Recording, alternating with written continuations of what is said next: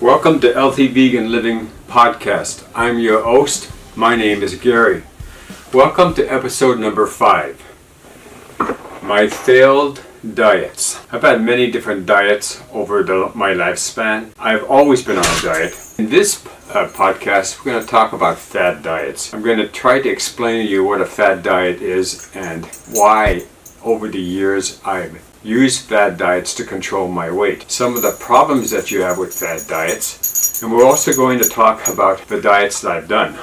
I am basically a fad diet junkie, and I have bounced around from so many different types of diets, thinking that I could lose weight, that I could have that trim, beautiful body that everybody wants to have. The diets appealed to me because I had rapid weight loss. I didn't have to exercise. And most of my fad diets had no clinical studies done on them. Most of the diets also were between veggies and fruit. And they said that they would promote my health. The problem is most of these diets, I couldn't go to restaurants and eat because you had to stay on the plan. Most of them also were a health risk. They forced me to eliminate food groups that I needed to maintain my body. Most of them are short term, and I never had enough calories to really do all the things I wanted. I lost the weight way too fast, but then I turn around and gain it all back again. I want to talk to you about the side effects of these diets.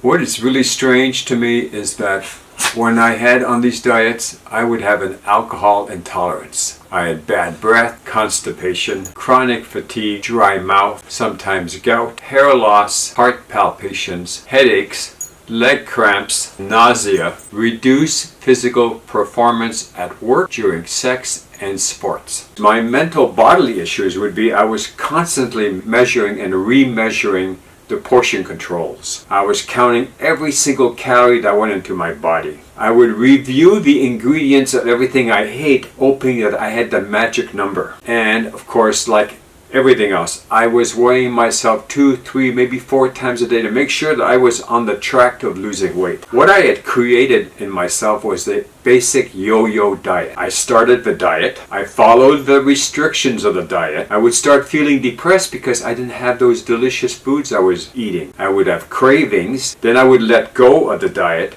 And then I would have low self-esteem and guilt because I couldn't accomplish the diet. And then I would have to start all over again with a different diet. Another thing that I really thought was interesting about fad diets is that I had other problems. For example, they would damage my bone health. My body was never the satisfaction that I wanted. It would decrease my lifespan. I had a serious eating disorder. We didn't have children, and maybe that was a cause of it.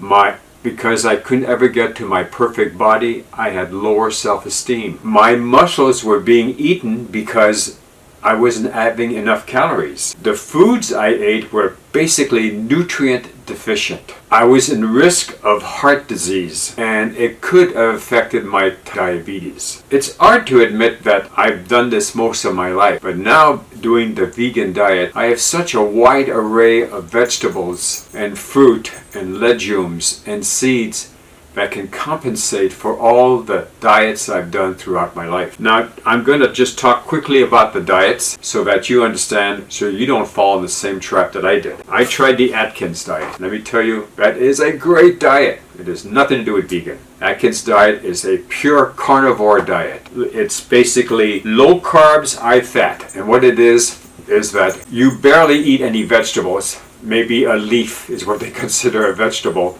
And you eat huge, enormous portions of meat. And in the diet, of course, you're supposed to get the most expensive meat you can, but nobody can eat that way and survive. We just did the best. Now, my wife was never interested in that diet, so she didn't do it. But when I did the Atkins diet, I did it, and I enjoyed eating the bacon, and I enjoyed eating all that meat. And back then, I wasn't thinking vegan for the animals. I was only thinking of my body image. I was able to lose weight. But the problem is you eventually, apart from it being very costly because you're buying meat all the time, it's very boring to just eat meat all the time and a little bit of vegetables. There's no variety. Improved my blood sugar, but it was very difficult to maintain. And the worst part about it is Dr. Atkins died of heart disease.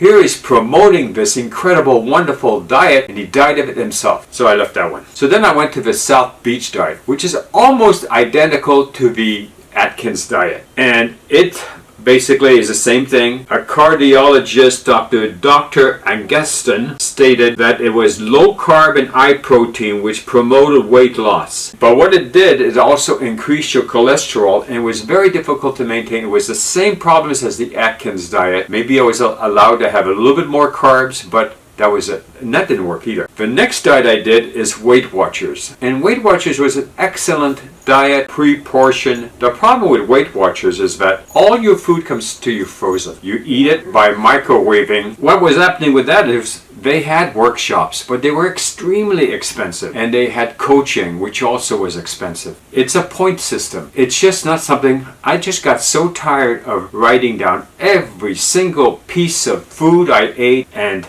I had to be very careful when I went to restaurants to follow their guidelines, otherwise I would gain weight. And that's another one that I let go of. The next one I tried was the apple cider vinegar diet. You hear all these claims on YouTube and Facebook and TikTok that this diet is going to help you reduce weight. What you do is you take 2 or 3 tablespoons before you eat, and then you eat your meal. And the idea was that the apple cider vinegar diet maintained good alkaline levels, but it eroded the tooth enamels of my teeth. That was really hard to admit. I mean, I thought I was following the right diet. I followed the plan exactly correctly, but then I had problems with my teeth and I had to stop it. Then the next one I tried was the Slim Fast diet.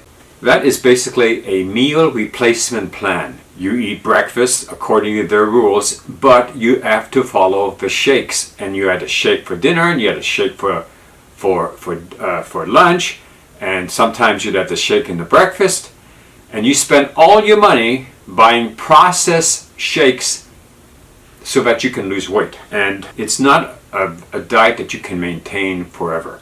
I had to let go of that one too. The next one I tried was the grapefruit diet. That was bad, but I wanted to try it out. So on that one, every time you have a meal, you either drink grapefruit juice or you eat a grapefruit. And the theory was that the enzymes from the grapefruit would break fat. That didn't work very well. I ended up having to give that up. It was just ridiculous. And there were some parts of a year where I just couldn't find grapefruits. Or I'd have to deal with having to buy processed sugared grapefruit juice. I tried the Jenny Craig diet. It was a very good diet. It's well organized. But the problem with that one is, just like with the other diets, if you buy a system, you have to buy their food. It's all frozen.